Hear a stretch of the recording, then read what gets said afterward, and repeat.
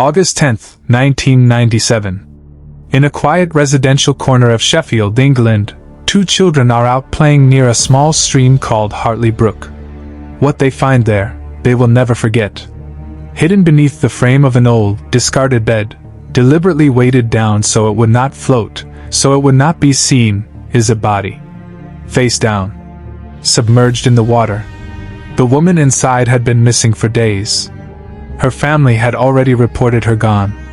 They had already begun to search. But it wasn't detectives who found her. It was two local kids, playing somewhere they weren't supposed to be. Her name was Patricia Grainger. She was 25 years old. A mother. A daughter. And someone, somewhere, knew exactly what happened to her that week. Because nearly 30 years later, they still haven't been caught. Everyone who knew her called her Pat. She lived on Buchanan Road in Parson Cross, a working-class neighborhood in Sheffield, together with her parents and her 5-year-old son, Danny. Pat had learning difficulties, something that made her more vulnerable than most, and something that would go on to complicate the investigation into her death in ways her family still struggles with today. In the days leading up to August 10, 1997, Pat went missing. She hadn't been seen at home. She hadn't been in contact with her family, which, by every account, was unusual for her. Her parents grew worried. They reported her missing to South Yorkshire Police and began searching the area themselves. But for several days, no one knew where she was, or what had happened to her. Investigators would later try to reconstruct her final movements, where she went, who she saw, who she may have been with in those last days. Some of those questions were never fully answered. And by the time she was found, it was already too late to ask her. When Pat's body was recovered from Hartley Brook, the scene told investigators this wasn't a random accident, and it wasn't a robbery gone wrong. She had been strangled. She had been stabbed. She had been sexually assaulted. And whoever did this had taken the time, afterward, to hide her body deliberately, using the frame of a bed to keep her submerged.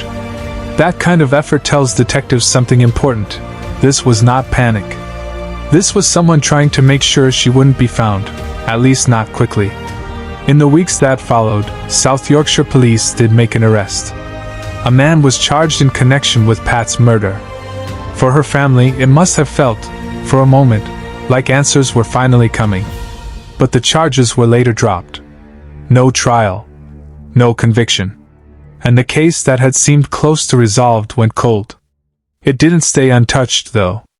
Over the following 2 decades, detectives reopened the investigation more than once. In 2020, more than 20 years after Pat's death, forensic scientists were brought back in to re-examine the physical evidence using DNA testing technology that simply didn't exist back in 1997.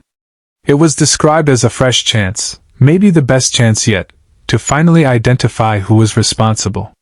Alongside the renewed forensic work, Pat's family and local police offered a £10,000 reward for information leading to a conviction. It's a significant sum, and it has never been claimed. Not once, in all these years, has anyone come forward with information solid enough to close this case. Then, in 2021, something came out that should concern anyone following this case. Some of the physical evidence originally collected from Pat's body, including the clothing she was wearing when she died, had been sent years earlier to the Forensic Science Service for testing. That agency closed permanently in 2012. And police confirmed they no longer have those items in their possession. Evidence, in a murder investigation, is everything. It's the difference between a case that stays open forever and one that finally gets solved using new technology.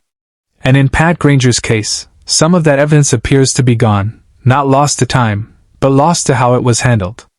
Nearly 30 years later, Patricia Grainger's killer has never been arrested. Never charged. Never named. Her son Danny was 5 years old when he lost his mother. He spent most of his adult life trying to get her justice, running a website called whokilledymhuaimum.com, dedicated entirely to keeping her case in the public eye. If you have any information, even something that feels small, even something from decades ago, South Yorkshire Police can be reached at 101. You can also contact Crimestoppers anonymously. I want to ask you, Do you think cases like this stay unsolved because of missing evidence and mishandling? Or is there something more going on? Let me know what you think in the comments. And if this case stays with you the way it stayed with me, go check out whokilledmwymum.com. It's Danny's fight, and it's still going.